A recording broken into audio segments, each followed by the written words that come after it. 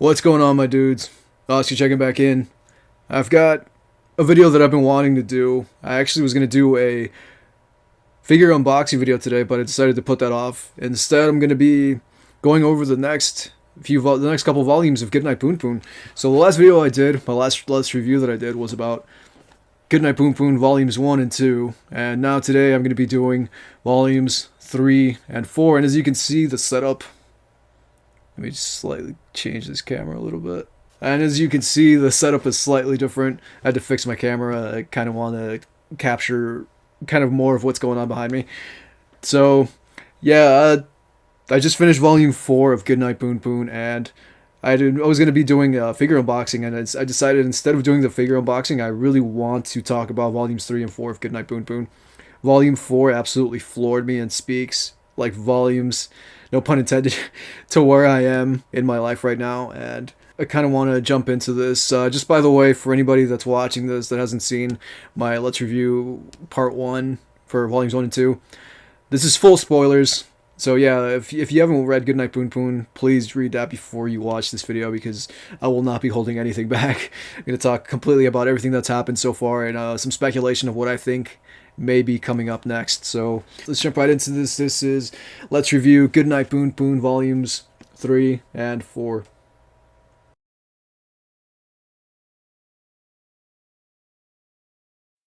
In volume 3, we follow Mama Onodera, formerly Punyama. She is hands down my most hated character in a long time. Whenever she had any panels, I felt a seething disgust for her. She reminded me so much of a woman I worked for years ago at a Spencer's gift shop. Same attitude, same personality. I think that's what heightened my disdain for her. Much like the woman I worked for, Mama Onodera is an alcoholic and a nasty person all around. She treats Punpun like trash. She's even in a relationship with a married man. She comments on how she isn't young anymore, and when he tries to leave, she pulls a knife on him, only to turn around and say she doesn't intend to kill him. She does, however, turn the knife on herself, then accidentally stabs herself with that same knife. She ends up in the hospital for a second time after nearly passing out. She comes to learn she has cancer. This changes everything. She sees the whole of her life flash before her eyes. It goes all the way from meeting Papa Punyama to marrying him and having a kid together. Then we see the fight that led to the domestic violence claim. Mama Punyama threatens to kill herself and take Punpun with her into an early grave. Of course, unless Papa Punyama stops her first, which are words out of her mouth. If he wants her to stop, he'll have to stop her himself. And that's when he throws the microwave. Cue Punpun walking in right after this exchange. Then it leads right into what happens in volume 1. There are more little things like that too, with learning Mama Punyama Onodera has been the one writing Punpun the letters that were supposedly from his dad. As she sits in the hospital bed, she is inking a letter, and we come to learn just what that letter is and who it is supposedly from. This is the point where I gave up my grudge against this lonely sociopathic woman and began to feel bad for her. This volume is really Mama Punyama's volume. We spend a hell of a lot of time with her, from her sleeping with a married man to her falling for an underage boy. This manga feels like a slow-motion car wreck, but you can't look away because you're in the car too. It's just that you're not the driver, not even a passenger, but a spectral spirit watching this unfold from the space around these characters. We orbit them, but have no pull or power to stop their suffering. We follow their threads to the inevitable end.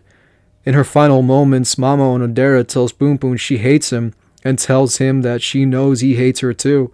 However, as she's slipping into the embrace of death, she subconsciously thinks, "I love you." What makes this all the more sad is after her death, Punpun bluntly states that he didn't love his mother at all. Punpun in this volume has turned into kind of an asshole.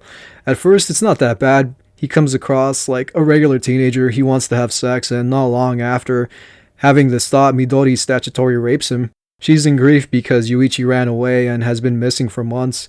He does eventually return, but not before Midori mounts and rides Punpun's teenage erection. Punpun is terrified at first as her hand slips down the front of his pants, but out of empathy or curiosity, he lets it happen. She does all the work, and he just has to sit there and be, possibly forever, traumatized.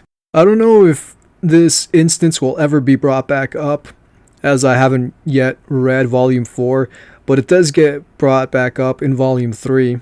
And Punpun has a raging desire to rip Midori's private parts off. He essentially wants to give her an impromptu hysterectomy. Punpun's hair in this volume is hilarious. Like, he has this rebellious teenager thing going on. I think it's meant to represent the emo hair flip. That's reminiscent to his mother's super exaggerated tits. It draws so much attention to itself, it's hard not to laugh. I do feel, though, that Punpun's hair represents his inability to accept his faults and just lets them pile on, and like his growing hair, they begin to exceed capacity. He has this larger-than-life, all is great, I'm a good and swell guy thing going on, when in reality, he isn't a good person at all. With Aiko out of the picture, there is this new girl, and he goes so far out of his way to be cool with her that bugged the hell out of me.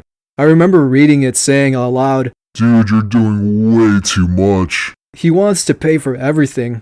Tries to win her stuff out of the crane games, which are huge in Japan. There are whole buildings dedicated to just that with different levels of crane games. But getting back to the story, Punpun in his "I'm such a great guy" act even uses his umbrella to shelter this new girl from the rain instead of just sharing it as she suggests. He's being so extra, it becomes cringy as fuck. He turns into a "Milady, let me whiteth night for thee" type of motherfucker, and it was annoying as shit to watch.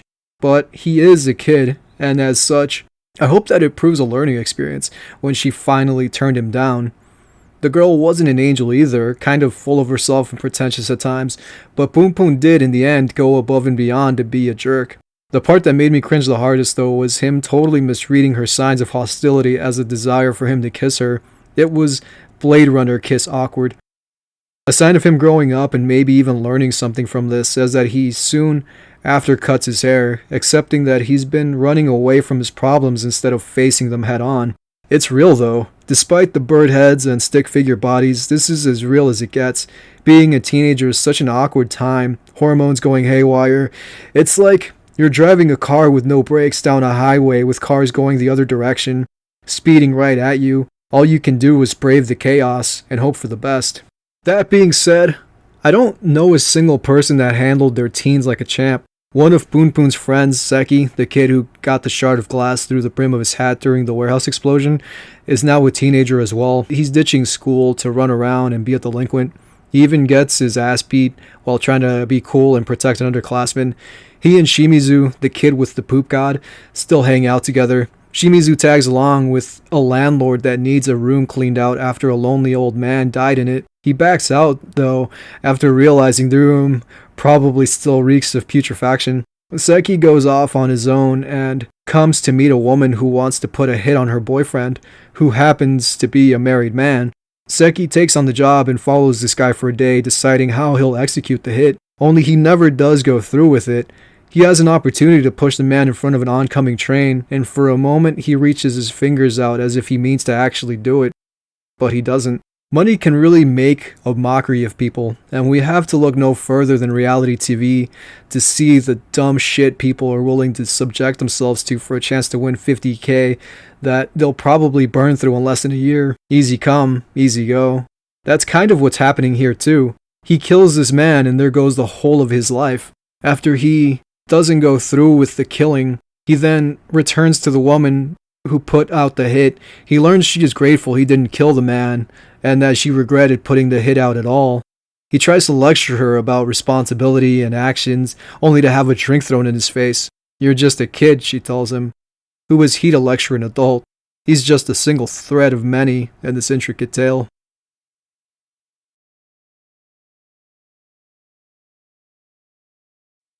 Papa Punyama comes to see Punpun, and some time has passed since the two were in the same room. If I'm not mistaken, the last time Punpun saw his father was when he left their home, and that was over the domestic violence case. Many years later, he's back and he wants Punpun back in his life. He's expecting his son to go with him to live somewhere far away, but Punpun refuses. He opts instead to go strike out on his own, be his own man now that he's older. Though it isn't solely because he's 18, an adult now, and can take care of himself. No, there is nefarious intent behind it. He believes now that he's on his own, Aiko will suddenly appear, and he'll be able to lure her back to his apartment for sex. He's not seeing Aiko as a living, breathing human being with her own problems, wants, and needs, but rather as a vessel for his most intimate desires. Another thing that happens before Punpun moves out, Uncle Yuichi tells Punpun he knows about him and Midori. Yuichi also tells him he isn't mad, and in fact is happy it happened, because he now feels closer to Punpun. He even goes as far as to offer him a cigarette, which Punpun accepts. Midori buys him a cell phone so he can keep in touch with them if he ever needs anything. I think she even buys him groceries. The reality of moving out, of striking out on one's own, really hits for him when he's alone in his apartment. The apartment is a solid representation of his inner self. There is nothing inside it but darkness, heavy and brooding, all-consuming. Punpun has no friends. No one comes to see him. He's left alone with his thoughts, and they become increasingly darker as he sits and listens to his neighbors fucking fight and fuck, day after miserable day. He even finds himself hoping they're ugly, as it'll make the sting of being all by himself easier to bear. Punpun meets a familiar face from Book 3, an old guy who was trying to get a room cleaned out where a lonely man had died. Lonely and sad, much like Punpun. It's that same room where Punpun comes to take up residence, perpetuating the cycle of loneliness and the rise of hikikomori habits in Japan. The man has like a weird maneki neko thing and is always carrying one around with him. He coaxes Punpun out of the room and takes him for a beer. Punpun can't live with all those pent-up emotions. It isn't healthy. He needs to get out and have a life, make friends, and stop daydreaming about Aiko, about when she was younger. There is a chance encounter with her while he's on a train, but when he gets off and returns to where he saw her, she's long gone. There is a shred of hope, he figures, of seeing her again, and that's enough to keep him searching. He meets another woman, though, on his road to scale Mount Aiko. At the bar with the old-timer, his landlord, we meet yet another familiar face from Volume 3. This is a character we met at the art exhibition. Her name is Sachi, and she is someone we initially met briefly in passing. During the art exhibit, she had a guest book for people to sign, give a thought. Punpun gets his hands on it and does more than just write a few words. He writes damn near a whole-ass novel. In Volume 4, Sachi wants Punpun to put his jumbled thoughts into a cohesive narrative. She sees talent in him, but wants him to nurture it, and she's pretty aggressive in her pursuit. Punpun, at this point in the story, is essentially a sad boy. All that's left is for him to listen to American Football or Dashboard Confessional. He later admits to her that he yanked the hog, fiddled with his pecker, wrangled the one-eyed snake, after glancing her panties as she lay passed out in her apartment. Sachi has since become my favorite character. She's strong-willed, obnoxious, and forthright. She seems like the type of person to wear it all on the sleeve, not a single hair on her tongue about saying what's on her mind. I have a lot of respect for her. Her worldview is pretty militant, for lack of a better description. It's really one-sided, and Punpun sees it as such too. But I do agree with it. You have to be all in, or what's the point? It reminded me of Boardwalk Empire when Michael Pitt's character tells Steve Buscemi's character, "You can't be half a gangster, Nucky." Not anymore. You can't be half in, half out. Being creative, being a writer, a poet, author, whatever, it takes a hell of a lot of time and effort. There is a strong chance it doesn't pay off and goes nowhere, but it's a risk you have to be willing to take. Sachi has essentially abandoned her dream of being a mangaka. She doesn't have faith in herself, but she has resounding faith in Punpun. She wants him to pick up the pieces of what she left behind and run them to the finish line, at whatever cost. Punpun doesn't seem to be in a place where he wants to do that, though. He doesn't want to do much of anything other than wallow. He sees Sachi meet up with another man and it crushes him. He sinks right back into the hole from which he crawled out, half dead. Metaphorically speaking, of course. He is once again encased in his triangular prism. He's once again alone in his apartment, listening to his ugly neighbors fuck. I'm gonna make this call right here, right now, in the middle of Volume 4, that Punpun will become a serial killer, or at least kill someone. In Volume 2, his god repeatedly told Punpun to kill the athletic boy who vied for Aiko's heart. In Volume 4, he strongly considers killing his neighbors for fucking like rabbits. I mean, it even gets to the point that he imagines the news report. During questioning, suspect Onodera 18 said, "I just lost my temper and stabbed them. I didn't mean to kill them." Sachi comes to see him as he sinks steadily into the Stygian blackness of his mind and pulls him from the depths. She tells him she believes in him and what he's capable of. Punpun in turn tells her not to be nice to him or he just might fall in love with her. Things then get personal. They form an intimate relationship. When he's inside Sachi, she asks for a kiss, and all he can think about is Aiko, when they were kids, and she kissed him for the first time. We see Aiko quite a bit, usually in the background and mostly while Punpun is daydreaming or asleep. He's not over her, and Sachi calls him out on it. Aiko was his first love, and even after everything that happened, he still thinks about her, and when he does, it crushes him. Sachi seems to become the remedy to this. She brings him to the light when all it seems he wants to do is dwell in the dark. It feels like for the first time in a long time, things are going well for Punpun, until this god rears its ugly head. Sachi makes a portrait of Punpun, the real Punpun, behind the bird veneer, behind the prism in which he became encased. We start to see who Punpun Onodera really is. Then, it begins to falter. His god says to him, "What right do you have to be happy? You're just a piece of shit. This delusion isn't going to last forever." We hadn't seen his Afro god in a long time. Don't remember seeing him much, if at all, in Volume 3. It comes as a sign that Punpun, despite how hard he tries to be happy, will never be free of his baggage. On the canvas, the portrait of Punpun that Sachi drew has the face crossed out heavily with dark pencil shading. I don't think we could ask for a clearer picture of his increasingly dark mental state. Punpun is wrestling with lifelong inner demons, and only time will tell who will win out, him or them. We cut to a year later. Seki and Shimizu are older too. Shimizu is in college and Seki appears to be working in something similar to the packing plant his family once owned. I like that Seki and Shimizu keep being brought back in each volume, even if it is for a minor role. In this last section, it seems they serve to bring back a long-lost presence. Seki even calls out to the figure, realizing who it is. The final shot is of a much older Aiko, no longer the sweet-faced young girl we met in Volume 1. She's become a woman. She looks weathered, tired, wherever she's been all these years. It may not have been kind to her. I guess we'll have to wait and see what happens in Volume 5.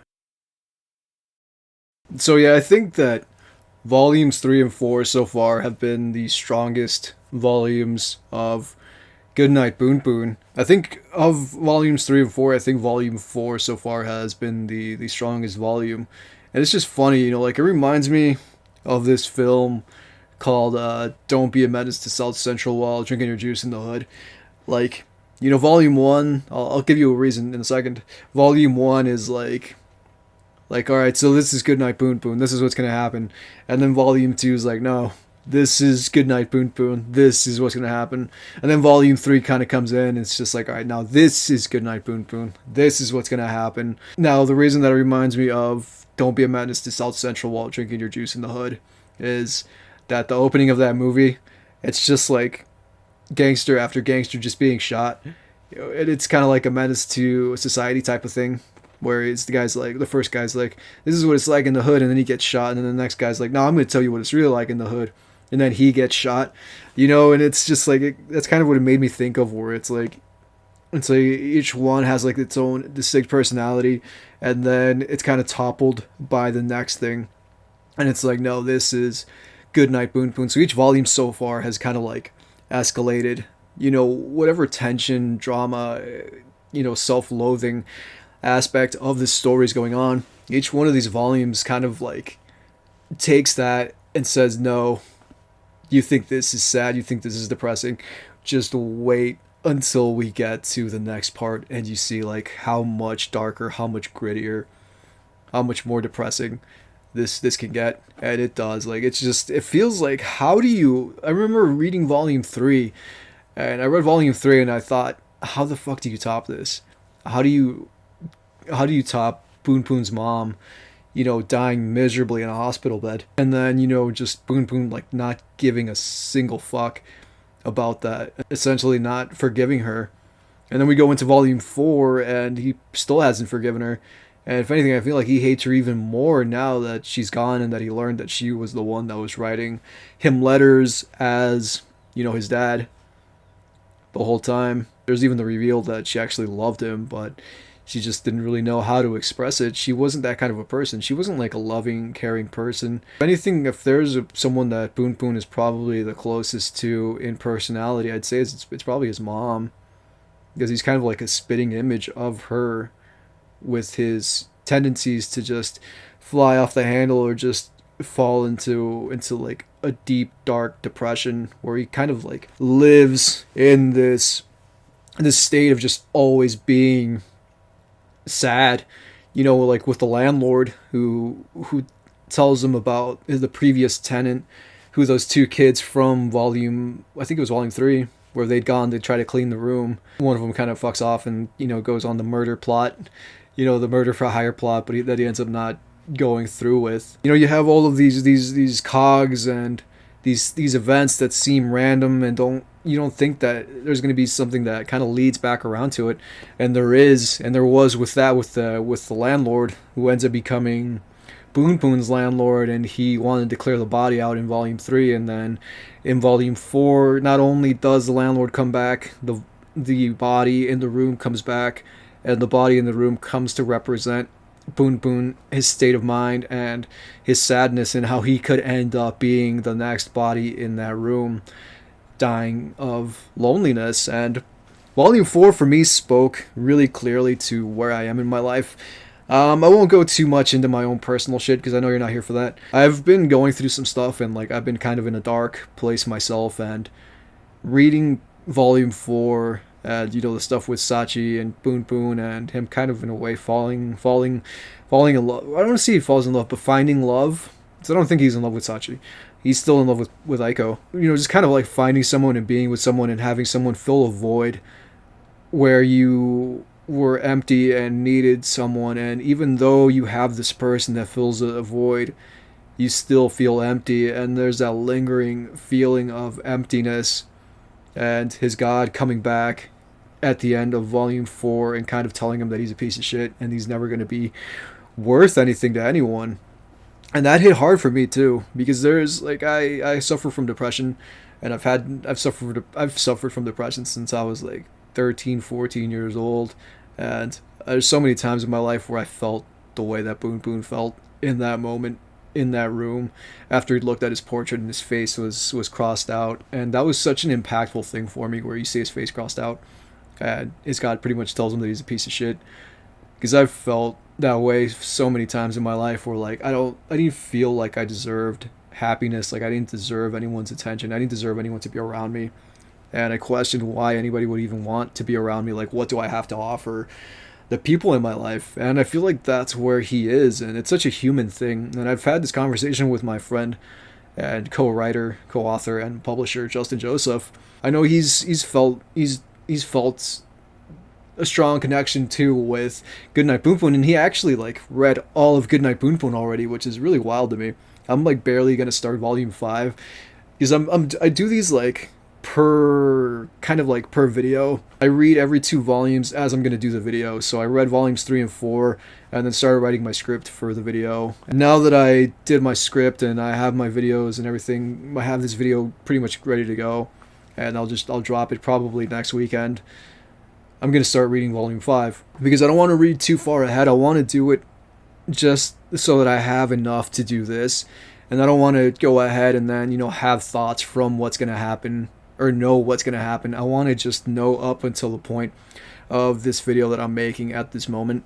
So yeah, I want to keep it like that because I feel like it keeps it a lot fresher, and it just keeps it a lot fresher, because like if I read the whole thing and then I'm trying to remember what I read like 4 volumes ago, now that I've read everything, it kind of dilutes it and it kind of pollutes my thought process. And I'd rather just go volume by volume and actually write each script, because like I write them individually. I write like I wrote my volume 3 script with when I finished volume 3, and then when I finished volume 4, like in the middle of volume 4 I started writing my script.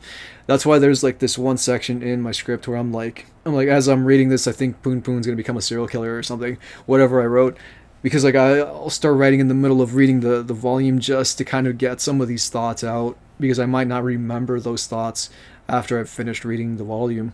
And so I try to like do as much as I can, just write notes down just to kind of keep that thought and where Punpun is, where the characters are. And like I said, I love Sachi so much. I think so far she's my favorite character, and I like that at the end we see Aiko make an appearance at the end So I like that they keep bringing those two dudes back. They keep bringing those two friends back that from when Punpun was a kid. Even though they're not friends with Punpun at this time, maybe later on, maybe in the next volume, Volume 5, they'll rekindle their friendship and Aiko will come back into Punpun's life because she's been out of his life for like, what, 2 volumes now? I really don't know what else to say. I don't want to make this a super duper long video because it already feels like it's going to be like a 20-minute video. And yeah, I'm really excited to jump into Volume 5. And hopefully I'll be able to drop these videos every 2 to 3 weeks. So I was going to do them like one a month, but that just seems like way too far apart. So I'm going to try to do it every 2 to 3 weeks, and hopefully I can do that between, everything else that I'm trying to drop and get all of my work done. And I really don't have the kind of time that I wish I did to continue to bring out content and everything. I'm happy with what I'm doing, and you can see like this. I like this setup. I have this shelf back here, and I did a video, where I assembled this shelf and put it in, and it took pretty much like the whole day to do. But I'm kind of happy with my setup, and I hope you like this whole setup. If you do, please tell me, leave me a comment or something. Let me know what you think. And yeah, I got a lot of new stuff coming. I'm always on the grind. I'm always trying to think of new ideas, trying to keep this channel alive, trying to earn the word, trying to feel worthy of the 100 subs that I have now. Even though like it's pretty wild. I don't know that I thought that I'd get to 100 subs, and we're at 100, so it feels good. So thank you for hanging out with me. It does mean the world to me that you bothered to watch this video if you watched up until now. And that's all I have for you. Please take care of yourselves until next time we meet.